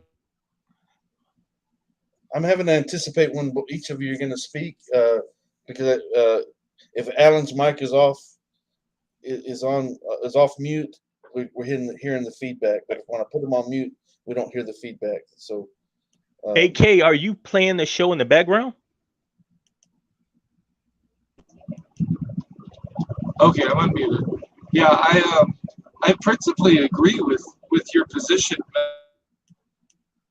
I think the definition you gave of terrorism is appropriate. It's the use of violence for political ends, and that definition should be applied no matter what religion or skin color anybody is. Of course, a person can be a Muslim of any skin color, so I don't know why skin color is even relevant. But yeah, I'll say that there are people that I've been exposed to that hear the word terrorist and they think what you mentioned. They think of the person, dressed as if they're from Saudi Arabia, and I think that's a shame, right? Because terrorism is a specific, approach that people use, but it's not a people group. And so, Alan, just real quickly, there's your answer right there. I mean, you said it yourself. When I see the word terrorist, I automatically know who they're going to be talking about, because the connotation to the word, as the brother mentioned earlier, is Muslims. And usually when that comes to mind, people envision dark-skinned people from the Middle East that are Muslims. And so, I mean, you said it yourself. But hey, let me ask you, are you listening to us through your speakers of the truck or via your phone? So I'll answer your question, but yeah, I was saying what I said in support of what Mr. Edwards said earlier, because Mr. Edwards made that assertion. I was just agreeing with him that some people see it that way. I've only met one or two ever, but some people do make a racial association. To answer your question about how I'm listening, it's through the speaker on my phone. I mentioned that when we began the conversation. Oh, I don't remember hearing that. Okay. Well, again, so seeing the word terrorist, what bothers me, Alan, we've discussed this many times. I don't know why we're talking about it even again. But when domestic violence takes place here, when mass shootings take place here, we never hear about the person's religion. We never hear the word terrorist mentioned. But when it's a dark-skinned person, or when it's a person who is a Muslim, it's a different story. And In fact, I'll go one further than that, Kenny. yeah, Because I monitor different Islamophobia channels, and I was involved in that whole entire. I was involved in that scene at one time, so I know what they talk about. In fact, among a large group of people,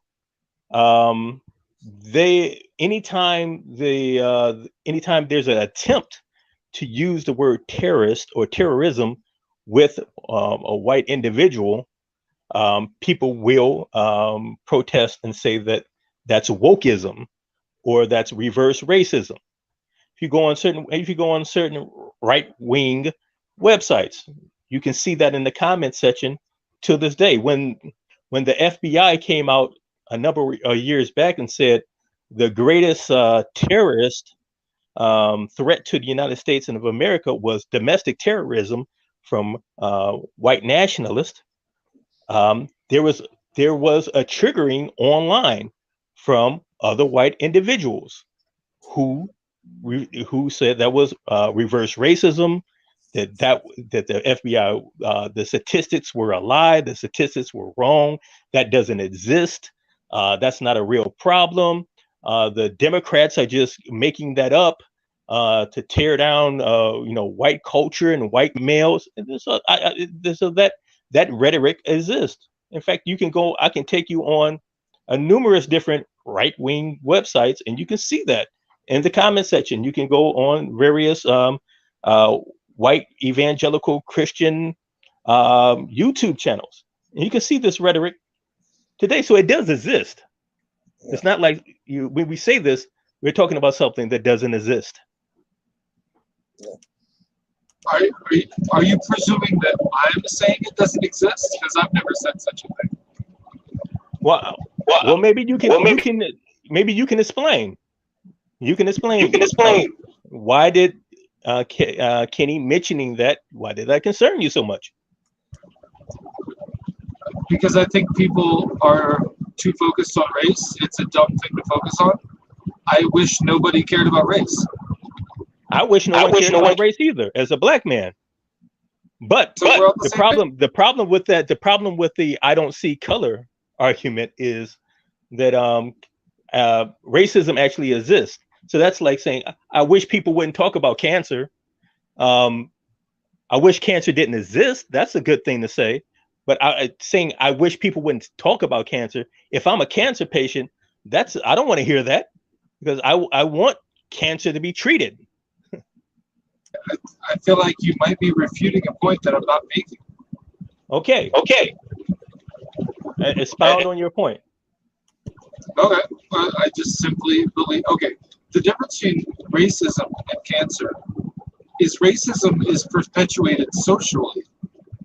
Cancer is perpetuated outside of our speech. And so the best way, if I wanted the whole world to become racist, let's say I'm a racist, a real serious racist, and I want everybody to be racist, I think the best way I could do it is to focus on race all the time. Well, see that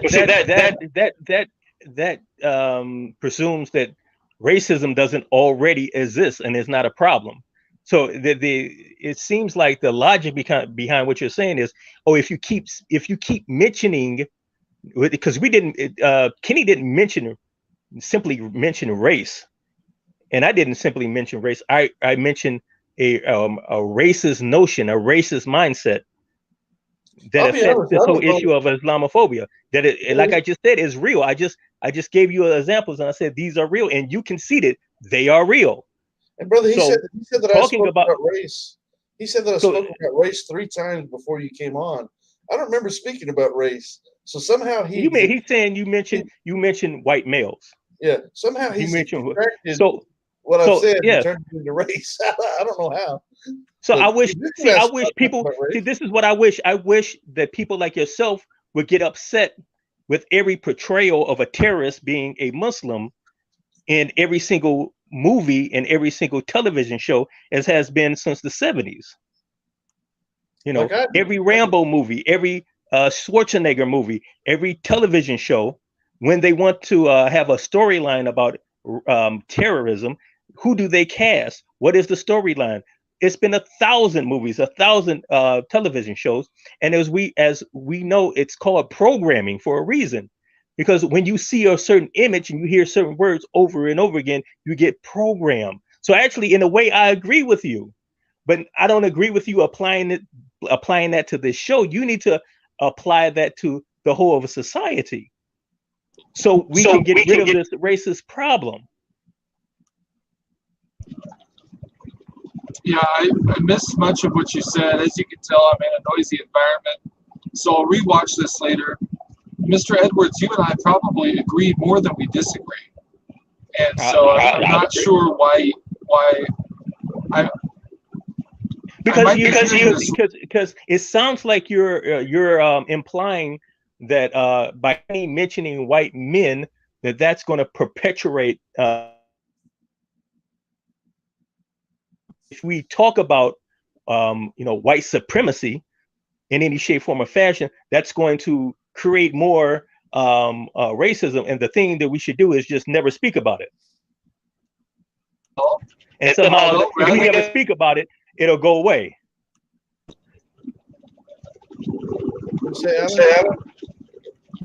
Assume what I think, you can ask me. It seems like that would be a respectful way to conduct yourself. I don't think he's analyzing what you have said. You know, I mean, to be real respectful, to be totally respectful with you, you know, I don't consider myself the smartest cookie in the cookie jar, but I consider myself a little slick. And I see you as someone who's perpetually playing the victim in this conversation. Because no matter what we say, you claim that you're not triggered, but you sure enough act like you're triggered. What? The victim of what? Because you claim that you're not triggered, but every time you speak, you sound like you're triggered. Are you talking about my tone? You don't like my tone? Your tone and what you're saying. You seem like you keep seem to put forward this idea that Kenny mentioning white men, that's something bad, that's something wrong. Some of the things that I've said, you made that is something bad, it's something wrong. People need to stop mentioning race because that's something bad, that's something wrong.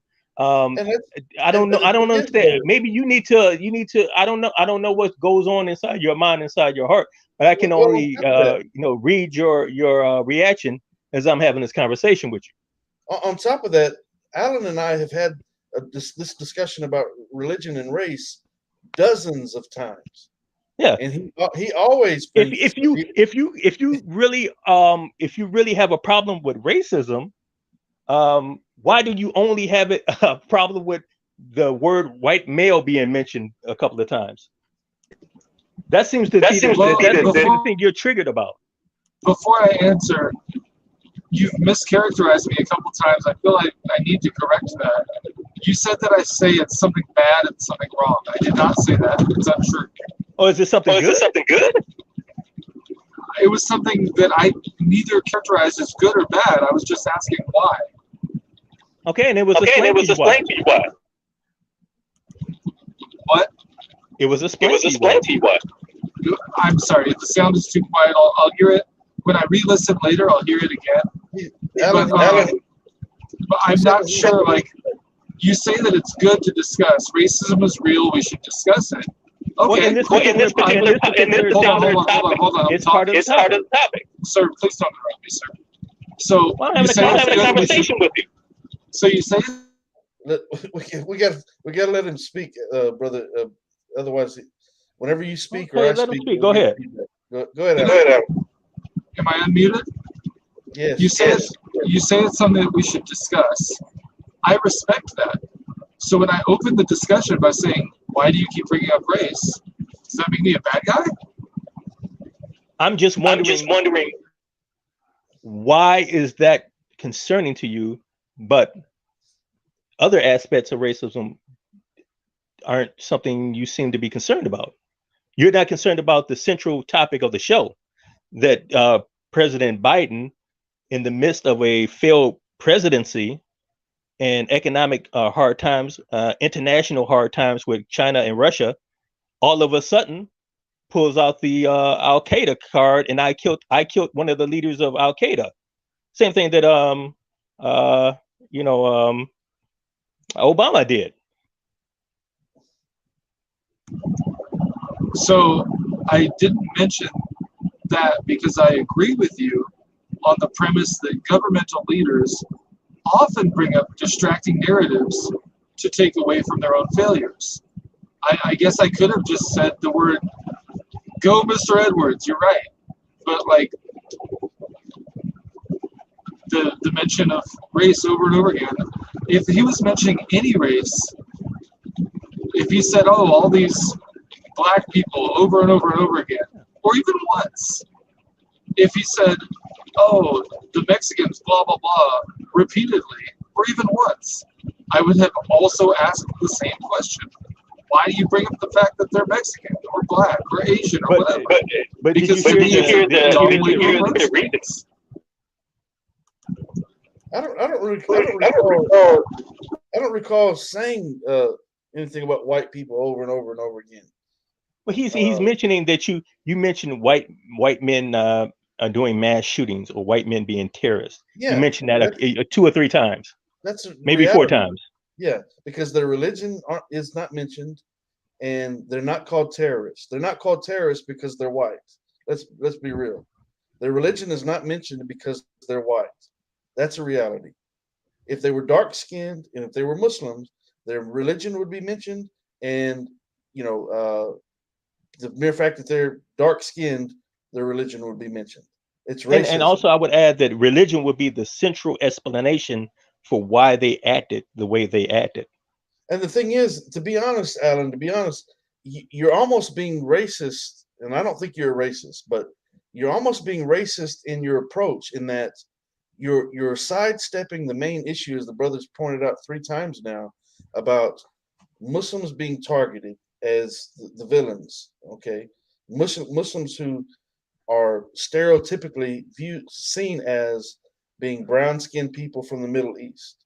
Okay, so you're sidestepping that whole issue to focus and defend the fact that white people have been called out or have not been labeled the way the dark-skinned people from the Middle East have been. So you're kind of being racist in the process, to be honest. I would say he's being naive. I wouldn't go as far as saying racist. Well, I would say he's being naive. But he's either being naive or he's because this is not the first discussion that we've had about race. He and I. And I've seen the other discussions. So, like I said, so when I used the word triggered, and he became offended at the word. I'm not a trigger. How could you say I'm a trigger? It kind of seems like you're triggered. I'm just saying. It kind of seems like you're triggered. You don't come and talk about this particular point if you're not triggered by that particular point. So the word triggered is not a bad thing. It just happens to be you're not, because he said, well, he didn't. He just admitted that he didn't mention anything about the central topic of the show. That didn't trigger you. No, that didn't trigger you. Biden, coming out for political reasons using Al Qaeda doesn't trigger you. Muslims being labeled with the code word terrorist doesn't trigger you. The thing that you wanted to talk about, don't you say anything about no white use of white men. That's the thing you want to talk about. How dare you? You can say you're not claiming that's reverse racism, but it really sounds like you're saying it's reverse race. No, you're making the reverse racism argument. Yeah, it almost listen, man, I'm red hair and freckle face, right? I mean, you can see I still have some signs of red hair, and I have freckles. I'm red hair, freckle. Well, I'm white as they get, man. And how dare this white guy say anything? How dare this white guy bring up race? Well, your problem, Kenny, is you're woke. You're too woke. Yeah, I guess. You're woke. You're just too woke, Kenny. Oh man, you're on that wokeism. Alan, I like Alan. He's my buddy, we've had this discussion numerous times. He doesn't really believe that racism drives. I mean, even the argument of people talk, if I was the devil, if I wanted to increase racism, I would keep talking about people's race. I mean, that's not an original argument. That's an old if you don't trope. talk about it, it's going to go away. That's a very old talking point and trope. No, if you don't talk about it, it gets worse. As a matter of fact, just stop talking. Just don't.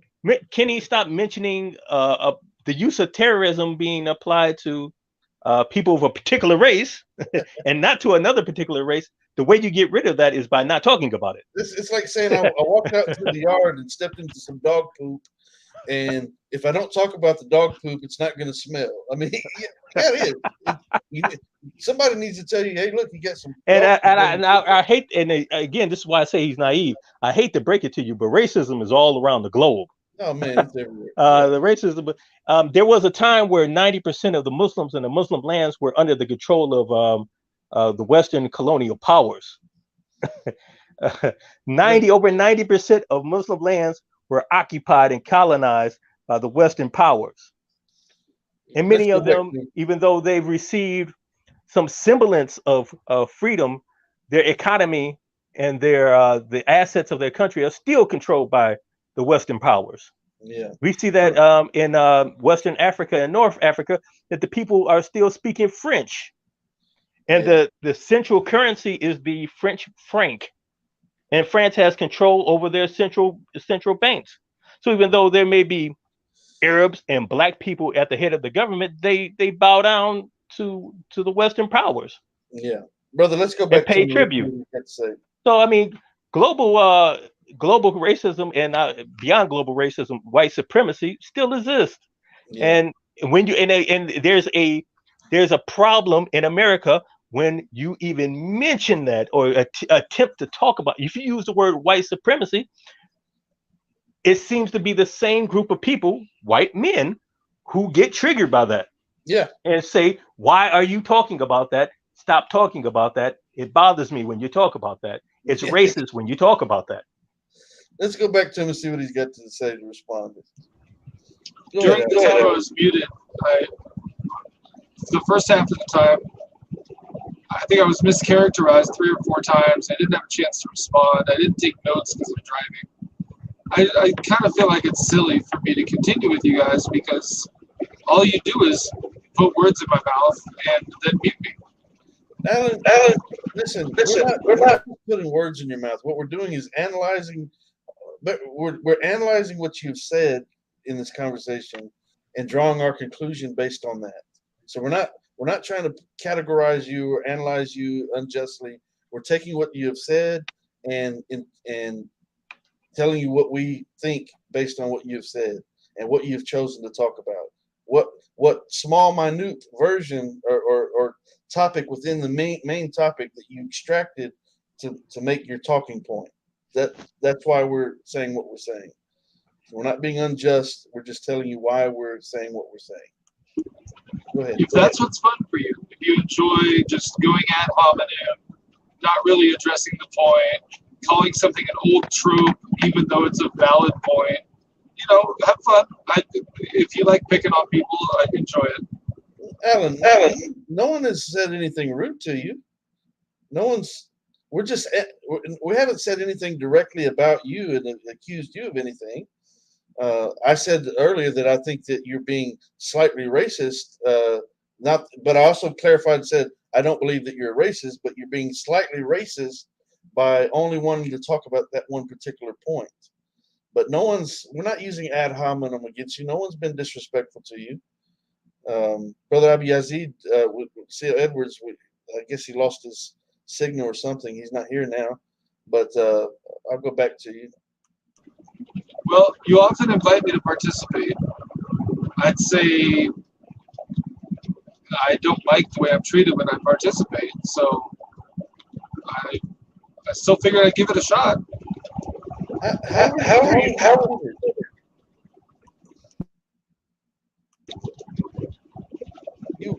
No one said anything. Maybe I'm not hearing everything. Like I mentioned earlier, there's a lot of background noise. It's entirely possible that you're being reasonable and fair, and I'm just missing some of what you're saying. So it's neither here nor there. I've agreed with you on your central premise that political figures like to distract attention from their own failures. I agree with you on that. That's why I didn't mention it. You know, I agreed with Mr. Edwards on the vast failures of the Biden administration. So that's why I didn't mention it. I found it worth questioning that you brought race in several times, but now I've learned my lesson. You've successfully shut me up. I can't ask about that. So good job. No. See, what you're doing is you're doing exactly what the brother said you were doing. You're playing the victim, and no one's treated you unjustly here. But again, we're pointing out the fact that out of the broader discussion, the only thing that you wanted to talk about was the fact that I mentioned race. And I mentioned race primarily because, and I'll say it again, because when these mass shootings happen in this country, and they're going to happen again, they never mention the word terrorism, and they never mention the religion. But the connotation to the word terrorism is evident. You've admitted it yourself that whenever certain words are used, certain rhetoric is used, automatically what comes to mind? Muslims. When the word terrorist or terrorism is mentioned, automatically you picture in your mind a dark-skinned person with a beard saying Allahu Akbar, trying to walk onto a plane and flying planes into buildings and blowing themselves up and whoever else they can blow up in the process. That's what people have been programmed to think when they hear certain phrases mentioned. And that fact is driven by racism. If you don't understand that, I don't know how you don't understand that, how you can't see it. It's always a common enemy with a common cause, with our common God on our side from the American standpoint. America's good, God's on our side. Those brown people over there are the enemies. They're the bad guy. The devil's over there with them. And so it's us against them, and that's just how it is. And so Brother C.L. Edwards is back, but I'll let you respond. Assalamu alaikum. Well, I would like to encourage you with something positive because this has had a bit of a confrontational tenor. I don't want to be confrontational, So I want to give you some positive, encouraging news. And that is not every person has had the same experience you have, right? You may have, living in Texas, and you've traveled quite a bit around the country, even around the world. You may have experienced a lot of encounters with people who hear the word terrorist and automatically a character comes to mind. It looks like Osama bin Laden, I've only encountered that like twice ever. There are circles of people, there are groups of people who, when they use that word, they mean the dictionary definition. And it doesn't carry a bunch of baggage. For me, for example, if I were to use that word, I would mean what the word means, not some ethnic group. And so I want to encourage you that not everybody sees it with that taint of bias. I know. What? I don't need you. Sorry. I don't need you to tell me that not everyone sees it with that bias because I didn't make that claim. So I'm fully aware of that. Matter of fact, I'm not one that sees it with that bias, by example. So, but I recognize the racism within the racism, and that I know how these people think, right? And so no, I didn't make a blanket statement saying that all white people think this way. Yeah, well, okay, yeah, go ahead. And minimally, what I'm trying to get at is in the environments that I've been in, that's scarce. And so I don't want you to be burdened by the idea that it's predominant, when at least in some regions and in some social circles, it's very scarce.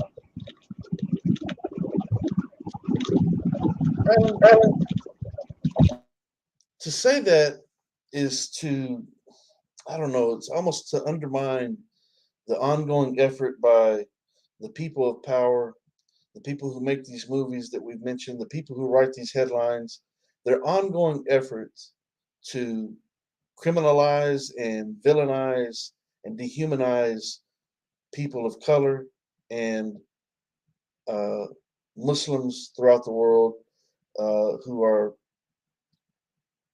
labeled unjustly, time and time and time again. So it's almost like you're making excuses. To be honest, uh, it sounds like you're making excuses for the injustice and trying to pretend it away as though the dirt's not laying in the doorway and it's just swept up under the rug. And we're going to just pretend that it's not there, but it is there. And this is not the first time you and I have discussed this, not even close. We've had this conversation time and time and time again, and it always has the same result. I'm telling you that the racism is there, the elements are there, it's driven by racism, and you continue to deny that. And you deny that by trying to, act as though the people that you associate with in your lifetime and so forth aren't those types of people and so forth. But when you look at the big picture and the ongoing effort and the headlines and the movie after movie after movie that the brother mentioned, um, it's to suggest that they're failing in their attempt to demonize and label Muslims as terrorists, even though they do it every time they get a chance. They do it time and time and time again. So I'm not sure if you realize what you're missing, or if you are just trying to pretend Kenny, that it's not an issue. let me interject for a second. I give credit to AK that he knows the dictionary definition of terrorist, but let's keep it real. The average American doesn't.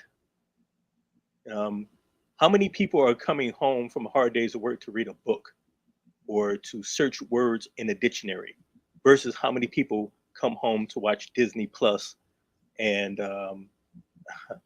and surf TikTok? So everybody, he says that people in his circle, that's great. You have an excellent circle. But I was involved in the Islamophobia industry. So, there can't be I don't know that many people doesn't apply, because I've seen this. I was involved in this industry where millions of dollars were exchanging and being used. Broadcast television across some of the largest Christian networks in the world, not just in America, being broadcast and beamed off of the largest Christian-owned satellites and being beamed all across the world and purposely being beamed into the Middle East was Islamophobic content that specifically outright said that certain types of people are terrorists and they are what terrorism is, as opposed to other groups of people. Other groups of people are God's people, the sons of God, good Christian people, civilized people, and other types of people are not, until they change their religion, until they change their culture to be like the good group of people. And that's a trope that goes back 500 years. You can go all the way back to the Reconquest of when the Reconquistadors came down from the north into southern Spain and destroyed the civilization of Al-Andalus, and they established the, the first instance of pure blood, or the one drop rule, where you had to be able to prove you had an ancestor who was a European and a Christian going back 3 generations in order to participate in the new Christian Spanish society. From there, our modern idea of racism came forth. So the whole entire modern idea and application of racism, as we know it, started from Islamophobia. It started from uh, white Christians wanting to expel Muslims from Europe and cleanse Europe of any trace of Islam and make it a complete Christian stronghold. That's where it originated from. At the first the beginning of the age of discovery comes with I can't remember the Pope's name, but one of the popes issuing an edict saying that the Western powers had the go ahead and the ability, and they had no reason to respect any ownership of land, any ownership of property, any other sovereign nation outside of Western Europe that was not white and was not Christian, and that anyone who was not white and who was not Christian was in servitude perpetually to the church and to the Western powers. That was the onset of the age of discovery. That leads us up to today. That mindset, that attitude has not vanished off the earth. It hasn't vanished out of America. It still exists. Whether people are conscious of it or they're unconscious of it, it's built into our worldview, how we look at the world, how we put people into categories, how we categorize our own self, how we look at ourselves and how we look at other people. So let's take another word besides terrorism. Let's use the word thug. If you say the word thug on any YouTube channel and ask people in the comment section, describe what a thug looks like, and I guarantee you the majority of the people will put forth the image that they have been given in media. Because even the rappers that we see calling themselves thug and perpetuating a thug culture, they're just employees of multinational billion-dollar corporations who have spent millions and billions of dollars to perpetuate an image of what a thug is, and in turn they've raked in billions of dollars. So racism isn't hiding out somewhere. It's not undercover, and we need to stop talking about it and to make it go away. Racism is big business. It's been big business since the 70s to portray Muslims as terrorists. It was big business for Hollywood. It was big business they built CNN and built Fox News on the back of perpetuating this racist imagery. It's big business for the military industrial complex. So since America, since the 90s, has made its incursions into the Middle East, the profits of the military industrial complex have skyrocketed through the roof. So racism is behind billions of, if not trillions of dollars being moved and transferred across the globe to various different organizations and different individuals. And who gets to be on top, and who gets to be portrayed as one way, and who gets to be at the bottom, and who gets to be portrayed as another way. That's why it's not just talk. It has a real life, tangible result.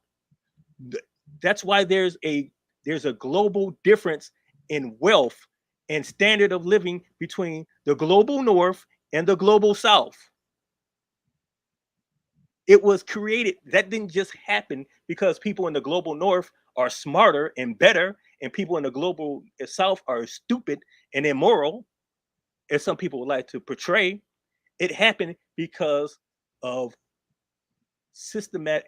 I want to use another triggering word, but it happened because of racism, and not just any old racism. I don't like people of this color, and it happened because people decided that a certain race had to be supreme over other races.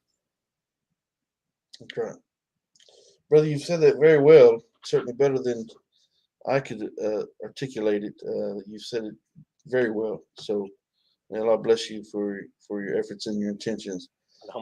Alan, listen, I'm going to have to shut the show down at this point because it's time for Maghrib, and I need to pray. Matter of fact, Isha is approaching already, so I need to pray. And But thank you for joining the panel. And you're welcome to come back again. Alan, drive safe. I'm sure you have a final word you'd like to give in. Let me. Okay. Sorry. During his presentation, I wanted to thank Mr. Edwards real quick. You've drawn attention, of course, to the fact that racism has existed historically. It does exist today. Of course, everybody would acknowledge that. I'm willing to consider that it's perhaps more prevalent than I've given consideration to. Same with Islamophobia. I'm willing to consider that it's more prevalent than I have acknowledged before. So I'm going to think that through and process and rewatch this video. But I do thank you for your time, Mr. Edwards. There have been periods of time where you were respectful, and I appreciate those. And same to you, Ken. I love you as a brother. Mr. Edwards, I love everybody in the world. I just don't know you yet. But you guys are pretty great. I would encourage you to maybe give equal consideration in the future. But I don't want to be called a victim. So no big deal. God bless you, though. May God's grace and peace be with both of you. Okay. Out there. All right. Just one last word before you go, Kenny. Sure, brother. Why, again, with this, these global multinational billion-dollar corporations, why do they seem to have the need to make content over and over and over again for the last 50 years of portraying dark-skinned, non-white people, non-Christian people as violent, inherently violent, and against America, the enemies of America? They've done that for all these years. Why?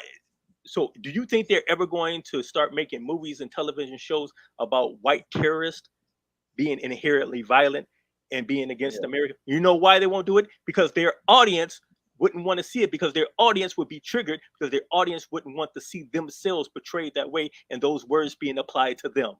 That's right. That's why I tried to ask him, do you think you're trying to undermine their efforts and their ongoing effort to label Muslims as the villains? And do you think they would not still be doing it all these years later, year after year after year? They've been doing it. If they weren't having success with it, of course they're having success. That's why they keep doing it. You don't keep doing something unless you're having success at it. So obviously there are. So, all right, brother, I need to get out of here, but thank you for joining the panel. Thank you, A.K. Manning, for joining the panel. And thank you, everyone, for listening. I do bear witness there's no God other than Allah. And I bear witness that Muhammad is his final servant, the seal of all prophets. One last time, if you'd like a copy of this book when it releases on September the 5th of this year, Your Right to Self-Identify and My Right to Disagree, you could get a free copy by joining my book launch team. Send me an email at info@kennyballmer.com, and I'll give you the details about how to get just a free book. I'll give you a free book for joining the book launch team. Info@kennyballmer.com, and I look forward to hearing from you. So we'll leave it at that. Brother, thank you once again. And I'll leave everyone by saying Assalamu alaikum, rahmatullahi wa barakatuh, alhamdulillah, rabbil alameen.